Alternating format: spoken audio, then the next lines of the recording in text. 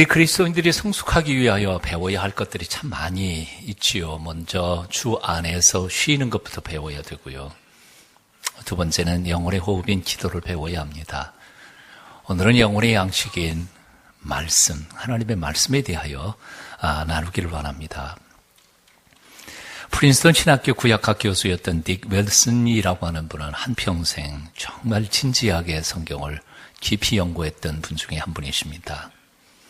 언제나 밤 10시부터 새벽 3시까지 오밤중에 다른 사람들이 다 조용히 잠자는 그 시간에 홀로 깊이 성경을 연구를 하셨던 분입니다. 하루는 프린스턴 대학교에 아주 제법 똑똑하다는 젊은이들이 그를 찾아왔습니다. 웰슨 박사님, 성경에 대하여 의심나는 것이 있어서 몇 가지 묻고자 왔습니다. 박사께서 반색을 하면서 물었습니다. 그래요. 잘 오셨습니다. 그런데 혹시 성경은 한두 번 읽고 왔나요?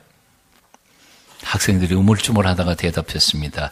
그저 여기저기 읽기는 했어도 처음부터 끝까지 한번 통독은 못했습니다. 아니, 그럼 성경을 한 번도 제대로 읽어보지 못했단 말입니까? 예. 단 한 번도? 예. 그 순간 웰슨 박사가 호통을 쳤다고 합니다. 나는 지난 40여 년 동안 밤낮을 가리지 않고 공부를 해도 아직도 그 오묘한 말씀을 깨닫지 못하겠는데 한 번도 제대로 읽어보지도 않은 채 와서 의심나는 부분이 있다고요? 돌아가 성경 한번 제대로 읽고 오시오. 그때 얘기 다시 나눕시다.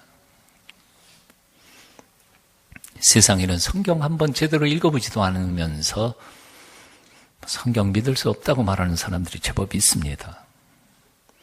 성경 공부 제대로 깊이 한 번도 안 해보고도 잘 모르겠다 그러는 사람들도 많습니다. 성경을 읽되 그저 만화책처럼 후루루 한번 읽어놓고 2000년 인류의 역사를 뒤바꿔 놓은 이 위대한 책을 함부로 비평하는 사람들도 제법 있습니다. 요즘에 무신론, 여러 가지 사람들 글 쓰는 거 보면 이 사람 제대로 성경도 안 읽어봤구나. 뻔해요. 보니까요. 하나님에 대하여 C.S. 루이스가 표현했던 것처럼 하나님에 대하여 성경도 제대로 안 읽고 신학도 제대로 공부를 안 한 상태에서 자기 하나님을 만들어 놨습니다. 그리고 그 모조 하나님을 얼마나 두들겨 패고 부시고 푸시고 있는지 몰라요. 어리석고 오만한 사람들입니다. 성경은 한두 시간에 읽고 비평할 수 있는 그렇게 만만한 책이 아닙니다. 위대한 문호 빅tor 위고는 이렇게 표현했습니다.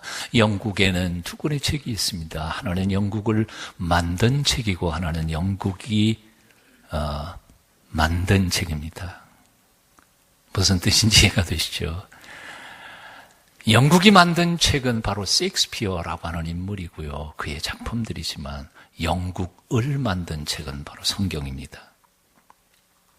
영국이 그렇게 자랑스러워하는 셰익스피어의 작품들, 그 자랑스러운 영국의 작품이지만 사실 그 자랑스러운 영국의 작품과 그리고 영국이라고 하는 나라는 바로 성경이 만든 나라라는 거죠. 저는 요즘 독일과 일본을 아무리 비교를 해도 참 이해할 수 없는 나라가 일본이라는 생각이 봅니다. 여러분들도 잘 아시지만 저는 이웃 일본을 미워해서는 안 된다고 생각합니다. 아무리 미운 짓을 해도요, 우리 이웃 아닙니까? 어떻게 하든지 우리는 품고 함께 더불어 같이 살아가야 할 것이라고 생각합니다. 그럼에도 불구하고 이해 안 되는 부분은 너무 많습니다. 여러분, 독일과 일본의 차이 어떻게 생겼다고 생각하십니까? 독일 게르만 민족 군혼을 하던 미개 민족이었지만 거기에 성경이 들어감으로 아주 고도의 정말 문화민족으로 변화됐습니다. 2차 세계대전 때 일본하고 똑같은 편이었고 똑같은 일을 저질렀습니다.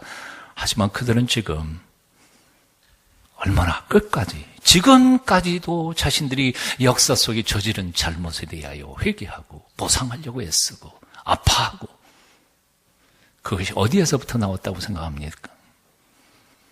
독일 국민들이 몇 퍼센트가 크리스찬이냐 그거 따질 게 아니고요. 독일이라고는 국가 자체, 문화 자체, 정치 체제 자체가 사실은 성경에 철저한 기초 위에 세워져 있다는 사실을 우리 인정해야 합니다. 성경은 하나님의 감동으로 된 것으로 위대한 국가를 만듭니다. 위대한 사람들을 만듭니다. 수많은 동서양의 위인들이 이 책을 통해서 거듭났습니다. 수많은 학자들이 이 책에 담긴 오묘한 진리를 깨달았습니다. 결코 시시한 책이 아닙니다.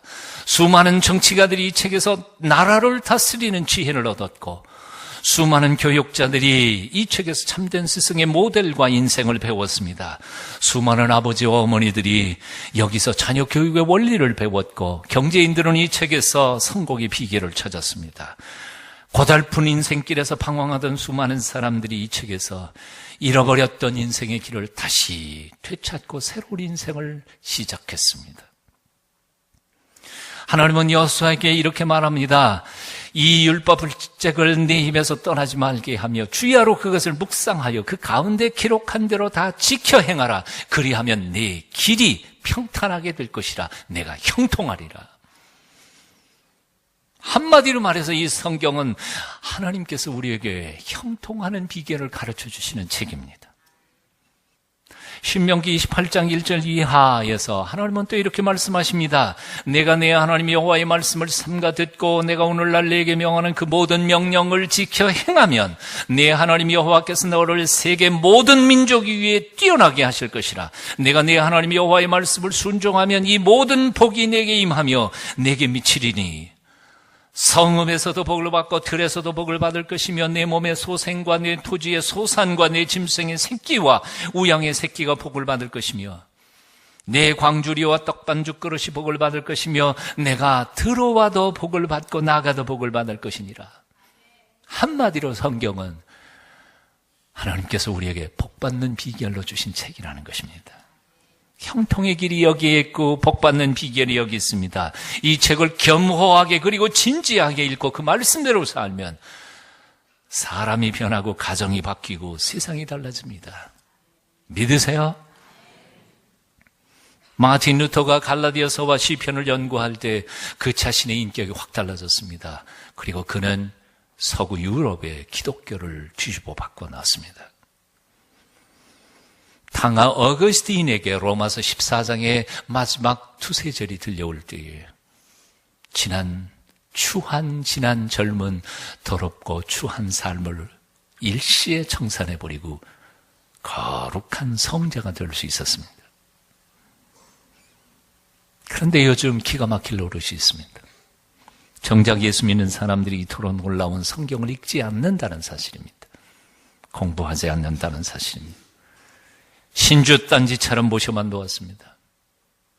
그래도 예전에는 성경을 들고 다녀야 크리스찬이었는데 요즘은 들고 다니지 않아도 됩니다. 왜냐하면 다 비추어주고 핸드폰에 아이패드에 다 성경이 있으니까 안 들고 다녀도 돼요.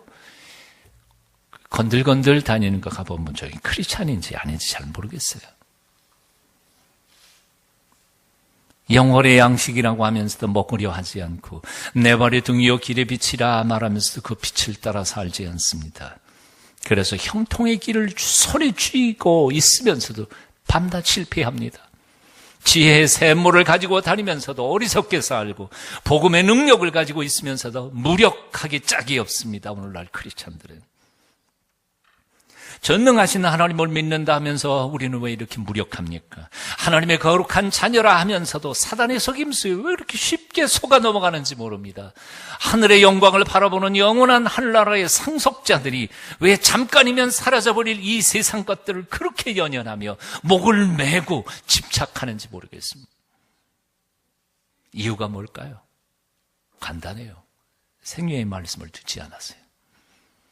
그 말씀대로 따라 순종하지 않아서 그렇습니다. 밥 먹지 않으면 몸이 병드는 건 당연한 일입니다. 마찬가지로 영적인 양식인 하나님의 말씀을 먹지 않는 영혼은 병들 수밖에 없습니다. 제대로 기능을 발휘할 수 없지요. 오늘 본문을 보면 사도 베드로는 믿는 성도들을 향하여 강권하고 있습니다. 갓난 아이들 같이 순전하고 신령한 저절 사모하라. 이는 왜냐하면 이로 말미암아 너희로 구원에 이르도록 자라게 하기 때문입니다. J.B. 필립스가 쓴 풀어쓴 신약성경이라고 하는 책 속에 보면 이 구절을 이렇게 풀었었습니다. You are babies. 여러분들은 애기입니다. Newborn, 새롭게 태어난. In God's family, 하나님의 가족 속에서 새롭게 태어난 베이비입니다. And, 그래서 You should be crying out for. You should be crying out for. You should be crying. 여러분들 울어야 합니다. 소리질러 울어야 합니다. 소리쳐야 합니다. For, 무엇을 위해서? Unadulterated spiritual milk. 잡것이 섞이지 않은 순절하고 순수한 영적인 젖을 달라고 소리쳐야 합니다. To make you grow up to salvation. 여러분들이 그것을 먹으면 자라서 구원에 이르게 되기 때문입니다. You should be crying out. 울어야 합니다. 달라고, 젖달라고 울어야 합니다. 배고플 때 갓난 아이가 젖달라고 우는 보채는 모습을 보신 적이 있으세요? 애는요, 엄마 사정 알아주지 않아요. 얼마나 바쁜지, 얼마나 급한지. 당신 배고파도 애부터 줘야 돼요. 예배 시간에 제일 황당한 거가 있지 않아요, 엄마가. 조용히 설교 말씀을. 우리 교회도 그런 분들이 참 많이 있어요. 저 밑에 우리 잠옷실에도 예배 드릴 수 있지 않아요. 그러나 모니터로 보는 게 성이 안 차니까 본당 좀 들어오고 싶어서 애기 안고 들어왔다가 2층에 있다가 난데없이 배고프다고 소리 질러 대면 그냥 뛰어나가면서 어쩔 줄 모르는 엄마들의 모습을 봅니다. 애가 뭐 예배 시간인지 아닌지 알 수가 없잖아요. 나 배고프면 줘. 그러면 짜짜 그러면 꼼짝 못하는 거죠. 요즘 먹을 것이 없어서 굶주린 아프리카의 아이들의 광고 방송을 보셨습니까? 먹지 못해 뼈마디만 남아 울지도 못하는 아이를 끌어안고 지켜보고 있는 그 애타는 엄마들의 모습을 보셨습니까? 얼마나 가슴 아픈 장면들입니까? 그런데 영의 눈을 떠서 교회 안을 이렇게 살펴보면 그런 영적 아이들이 부지기수입니다. 자기는 잘난 것 같지만 영적으로는 다 기아에 시달려 죽어가는 영혼들이 얼마나 많은지요. 영어 농담에 툴툴 크리스찬이라는 말이 있죠. 툴툴, 거북이 교인이라는 거지요. 새는 아무것도 안 먹고도 9일을 살 수 있답니다. 사람은 12일까지. 조금 더 살 수 있는 사람들은 조금 뚱뚱한 사람 더 살라는지 모르죠. 개는 20일을 안 먹고 산답니다. 근데 거북이는 며칠? 500일을 안 먹고도 산답니다. 근데 신자들 중에서 500일을 하나님의 말씀을 먹지도 읽지도 않고 껐덕거리고 살아가는 크리스찬들을 바로 터틀 크리스찬, 거북이 교인이라고 표현했습니다. 옆에 보세요. 거북이처럼 생긴 사람 좀 있나? 마음의 눈을 열고 건강한 사람은 때가 되면 신호가 옵니다. 그렇죠? 신호가 오잖아요. 꼬르르 꼬르르. 신학교 다닐 때 식권이 없어서 며칠 굶은 적이 있습니다. 굶고 그 젊은 놈이 가서 강의실에 앉으면 이게 요란하게 왜 소리가 그렇게 큰지 몰라요. 내 귀에만 들리는 게 아니라 옆에 있는 사람한테도 들려요. 꼬르르 꼬르르. 이거 참 창피하기도 하고 미안하기도 하고. 건강한 증거예요. 예? 병들지 않았다는 거예요. 어떤 사람이 3일을 안 먹어도 배고프지 않고 일주일을 안 먹었는데도 전혀 아무렇지도 않는 사람이 있다면 그건 분명히 뭔가 병들었어요. 병든 거예요. 얼마나 많은 성도들이 수십일을 꿈꿔도 끄떡도 없이 살아갑니다. 하나님의 말씀에 대한 열망이 없습니다. 굶어 죽어도 하나님의 양식을 찾지 않을 것처럼 그렇게 살아가는 크리스찬들이 얼마나 많은지 모릅니다. 500일이 아니라 20년, 30년 평생을 예수 믿었어도 성경을 창세기부터 요한계시록까지 한 번도 읽어보지 못한 크리스찬이 얼마나 많은지 몰라요. 그러고도 크리스찬이라고 말할 수 있을까요? 하나님의 자녀라고 말할 수 있을까요? 사랑하는 여러분, 나는 여러분의 영적 건강이 회복되기를 축원합니다. 영적으로 불타는 갈증이 생기기를 축원합니다.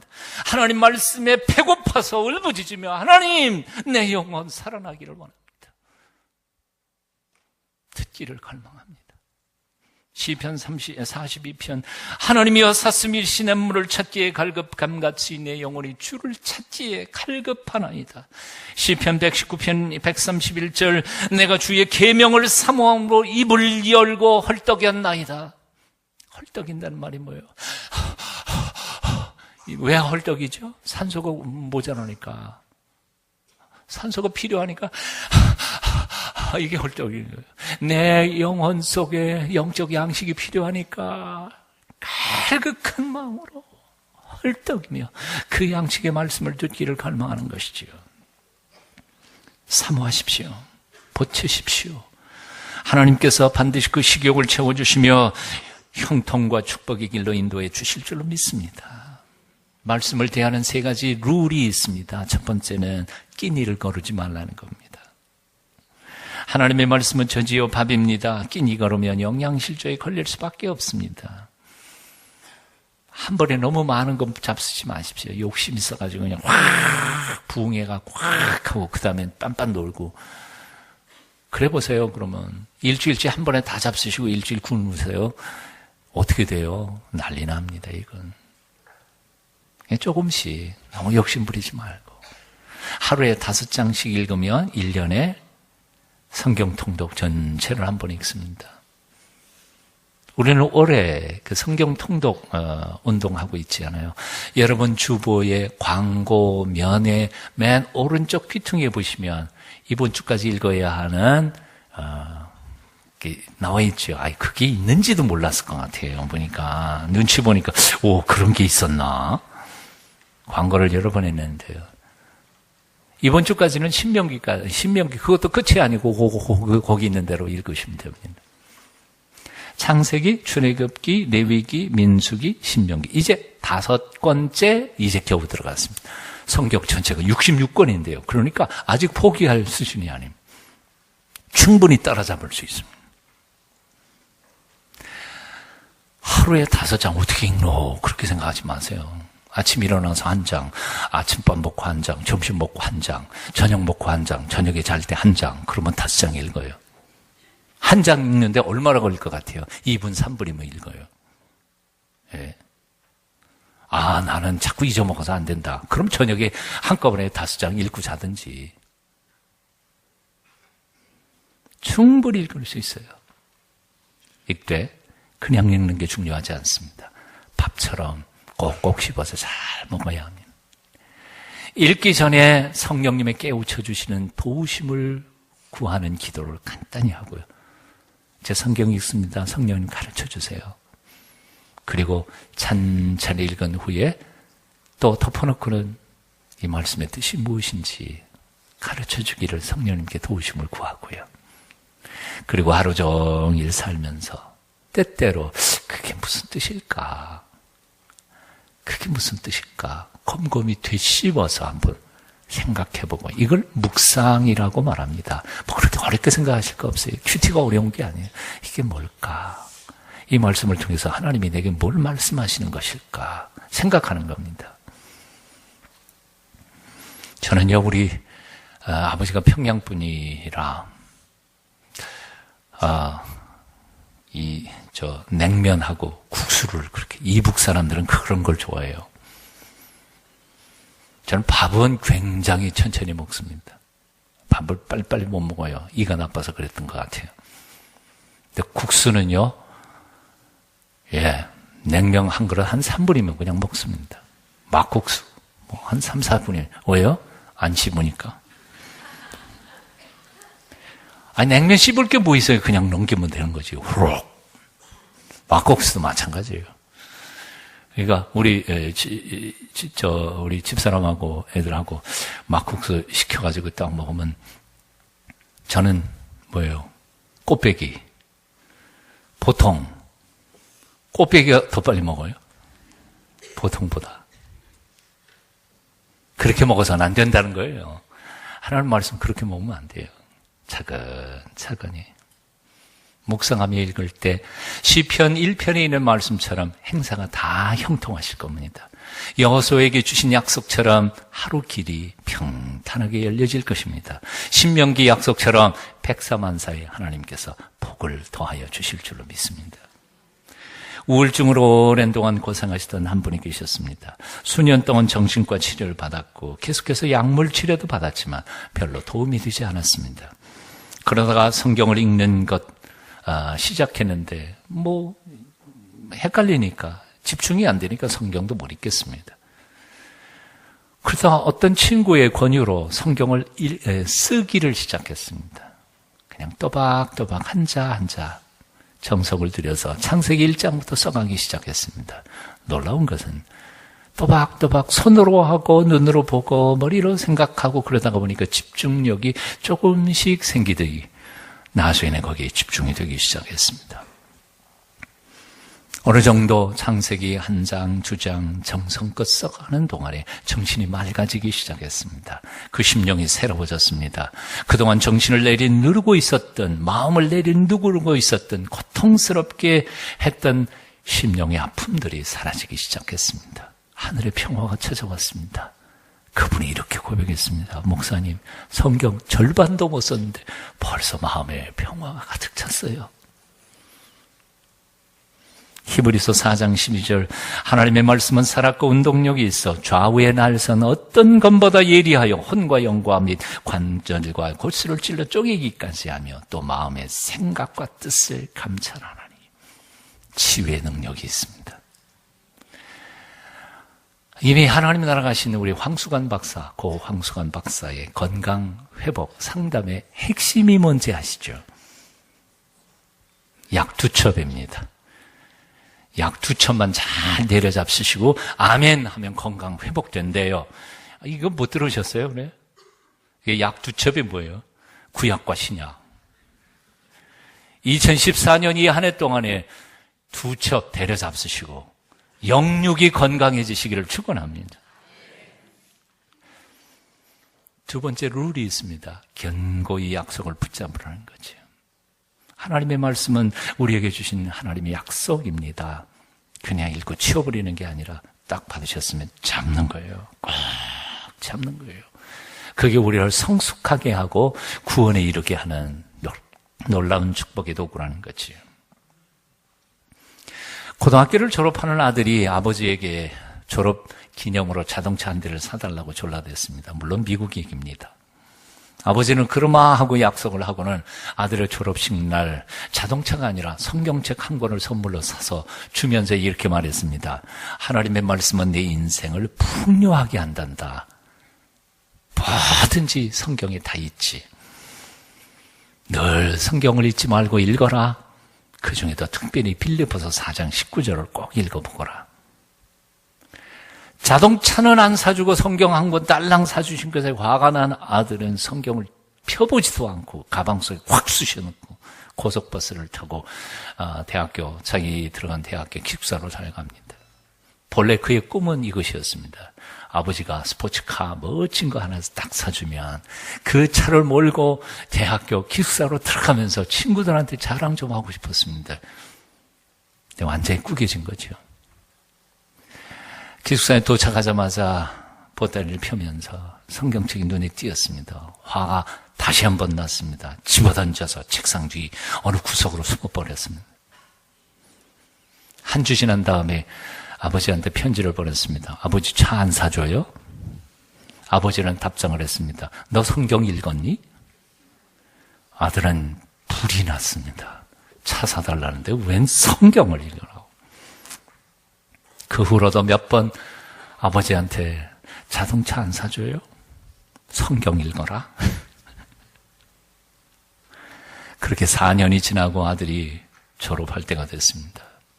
졸업 축하하러 온 아버지 앞에 아들은 있는 대로 화가 나서 소리를 질러댔습니다. 아버지, 해도 너무했어요. 어떻게 그럴 수가 있어요? 졸업식 때 사준다는 자동차 4년이 지났는데도 아직도 안 사줘요? 아버지가 물었습니다. 내가 준 성경책 어디 있니? 몰라요. 어디 어느 구석에 처박혀 있겠죠. 한번 가져와 봐라. 어느 구석에서 먼지 구덩이에 묻은 성경책을 가져왔습니다. 빌립보서 4장 19절 찾아봐라. 거기에는 이렇게 써 있었습니다. 너희 하나님이 그리스도 예수 안에서 영광 가운데 그 풍성한 대로 너희 모든 쓸 것을 채우시리라. 그리고는 그 사이에 숲이 한 장에 끼어 있었습니다.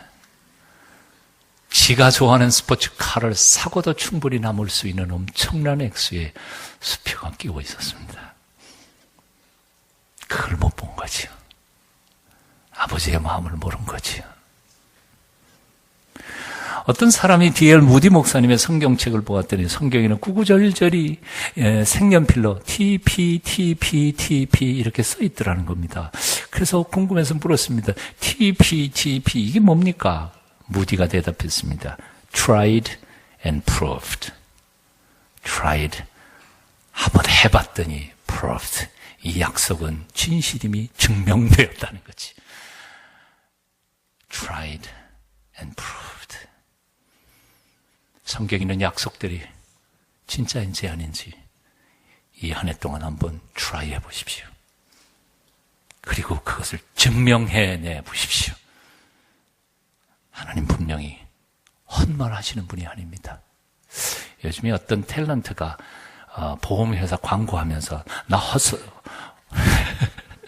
그 얘기 안 하겠습니다. 틀림없습니다. 하나님 그렇게 헛말하시는 분이 아니십니다.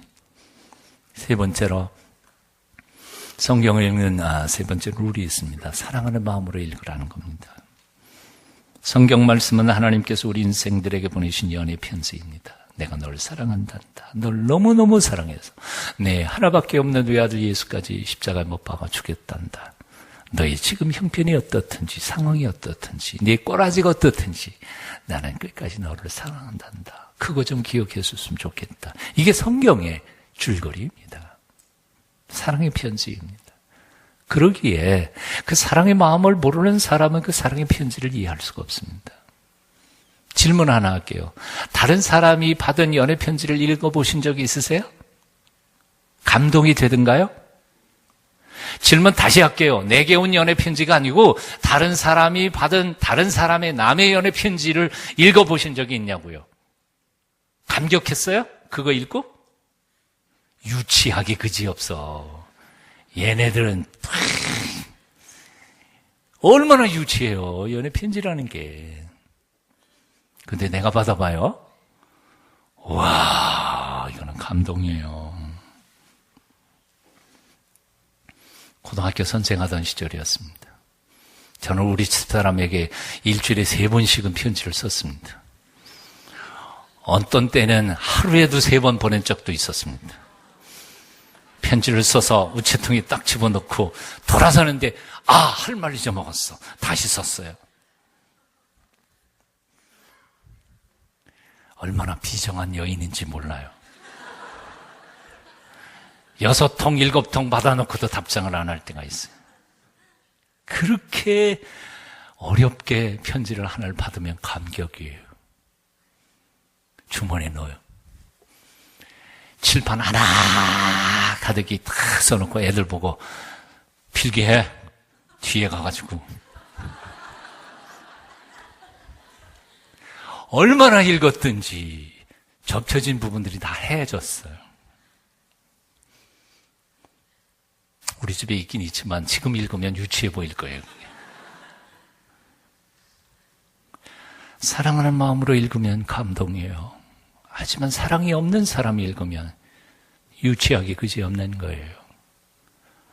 하나님이 나를 얼마나 사랑하는지, 내가 얼마나 하나님을 사랑하는지 그 사랑의 마음으로 성경을 읽기 시작하는 순간 구절 구절을 읽으면서 눈물이 떨어질 것입니다. 사랑으로 읽어보십시오. 조지 물러 목사님이 이렇게 말했습니다. 나는 하나님 앞에 믿음을 달라고 기도했다. 그리고 어느 날 갑자기 믿음이 하늘에서 뚝 떨어지기를 기대했다. 그러나 믿음은 그렇게 오지 않았다. 로마서 10장 17절 믿음은 들음에서 나며 들음은 하나님의 말씀으로 말미암았느니라 하는 말씀을 읽은 후에 하나님의 말씀을 한 절 한 절 읽어가면서 나도 모르는 사이에 내 마음속에는 믿음이 쑥쑥 자라고 있었다. 교회만 그냥 다니면 믿음이 어느 날 하늘에서 떨어질 것처럼 생각하세요? 착각이세요. 그렇게 해서 믿음이 자라는 게 아니에요. 믿음은 말씀을 통해서 나오는 거예요. 엘리야는 갈멜산에서 750대 1의 엄청난 영적 싸움에서 대승을 거둡니다. 750명의 이단자들을 다 처단했습니다. 백성들이 보는 사이 앞에서. 세상이 달라질 줄 알았습니다. 저 악한 왕비 이세벨이 폐위될 줄 알았습니다. 하지만 세상은 하나도 달라지지 않았습니다. 아합과 이세벨의 학정은 계속되었고 이세벨의 거짓 선지자들을 도륙한 자신은 이세벨의 미움을 사서 끝없이 도망다니는 도망자 신세였습니다.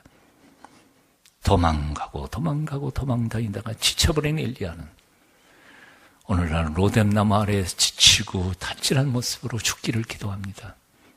하나님, 이제 그만 살렵니다.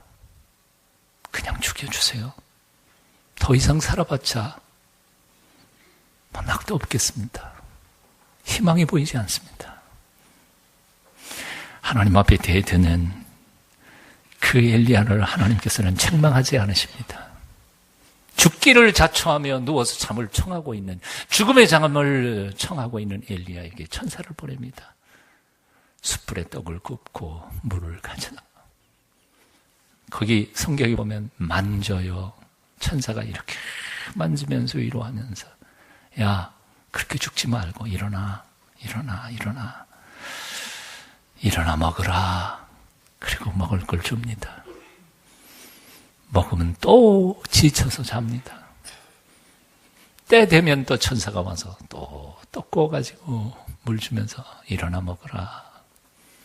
얼마 동안? 40일 동안 주야로 그렇게 먹고 마시게 쉬게 한 후에 엘리야는 일어서서 사명의 길을 다시 또 가게 됩니다. 예수님이 부활하셨는데도 세상은 하나도 바뀌지 않았습니다. 부활하신 예수님이 나타나면 세상의 구조가 확 달라질 줄 알았습니다. 하나도 달라지지 않았습니다. 실망한 제자들은 고기나 잡으러 가자 그러고 갈릴리 바다로 향했습니다. 밤새도록 고기를 잡았는데 한 마리도 잡을 수 없었습니다. 근데 그 새벽 실패의 아침에 예수님께서 해변가에 나타나서 그들에게 명령합니다. 배 오른편에 그물을 던져라. 던졌더니 그물이 찢어질 만큼 많은 고기를 얻게 됩니다. 그 순간 제자들의 눈이 열려 해변가에 서 있던 그분이 예수 그리스도이심을 발견합니다. 그 예수님은 제자를 향해 말합니다. 와서 조반 먹어라. 생선 굽고 떡을 굽고 아침 주찬을 딱 준비해 놓으시고 이리 와라. 자신의 사명을 버리고 고기 잡으러 갔던 제자를 불러들여서 밥 먹고 힘내. 밥 차려주신 겁니다.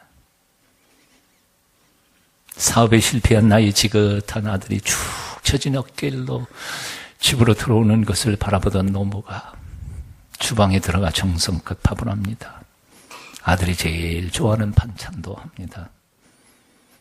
그리고는 밥상을 차려놓고 아들을 부릅니다. 얘야, 이 늙은 애미가 널 도와줄 게 아무것도 없구나. 하지만 밥 먹자. 밥 먹고 힘내. 다시 일어서거라. 하나님은 실패한 우리를 혼내시는 분이 아니라 밥 먹여주시고 일어나 다시 인생을 살게 하시는 사랑의 아버지이십니다. 이 사랑의 손길을 한 번만이라도 경험해 본 사람은 절대로 낙심하지 않습니다. 다시 일어섭니다. 사랑하는 여러분, 그분의 손길을 이 한 해 동안 경험하실 수 있기를 축원합니다. 일어나 먹어라. 오늘의 본문을 현대인의 성경 번역으로 다시 읽어드리고 말씀 마치겠습니다. 여러분은 남을 미워하지 마십시오. 착한 사람인 채 위선을 떨지도 마십시오. 정직하지 못하거나 남을 질투하거나 남을 뒤에서 흉보지도 마십시오.